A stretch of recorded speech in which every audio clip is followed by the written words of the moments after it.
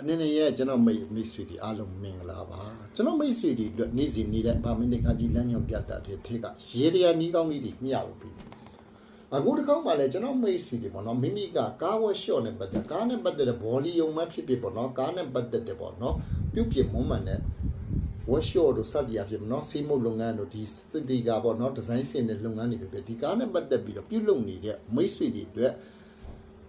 အလုပ်ကိုင်းကြီးကောင်းပြီးတော့ဝင်ငွေကျန်းတဲ့ရေရယာနီးတွေကျွန်တော်ပြောပြမယ်ရေရယာနီးတွေကတော့အမြောက်များရှိတယ်ဗျာမိမိရဲ့ workshop လေးဖွင့်လာတယ်မိမိဆိုင်ကိုလာပြီးတော့ပြုပြင်တဲ့လူရှိမှအလုပ်ကောင်းမှ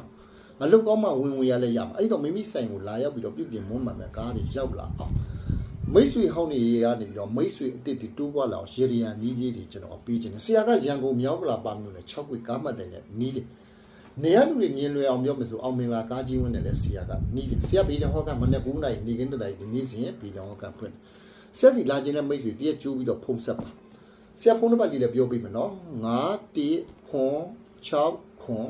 45ဆရာဖုန်းနံပါတ်လေးက91ခွန်6ခွန်45မိမိရဲ့ workshop မိမိရဲ့ဆိုင်လေးကိုတော့နော်လာရောက်ပြီးတော့ပြုပြင်တဲ့ကားကြီးလာအောင်အလုပ်ကိုင်းကြီးကောင်းအောင်လက်ရှိအောင်ရေရယာနီးလေးတွေကျွန်တော်ပြောပြမယ်ရေရယာနီးတွေအမြောက်များရှိတယ်အခုပြောမဲ့ရေရယာနီးကရိုးတယ်ရှင်းတယ်အဲ့တော့ရေရယာဆိုတာဟိုလုတ်တဲ့အခါဒီမှာကောင်းကျိုးဆိုရင်တော့ပြက်တာမျိုးစိုးကျိုးတွေတချို့ဖြစ်သွားမှာမကောင်းလို့ကျွန်တော်ဆိုလွယ်လွယ်ကူဖျားရေရယာလေးပြောပြအဲ့တော့ဘာလေးလုပ်ရမလဲဆိုမိမိရဲ့စိုက်ပေါ့နော်မိမိရဲ့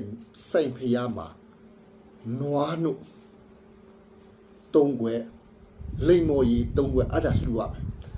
နောက်တစ်ခုကကျွန်တော်မိတ်ဆွေပေါ့နော်ဘာနေသားသမီးမဆိုတနင်္ဂနွေနေ့နဲ့အင်္ဂါနေ့မှာသွားပြီးတော့ညောင်မင်းကြီးမှာသွားပြီးတော့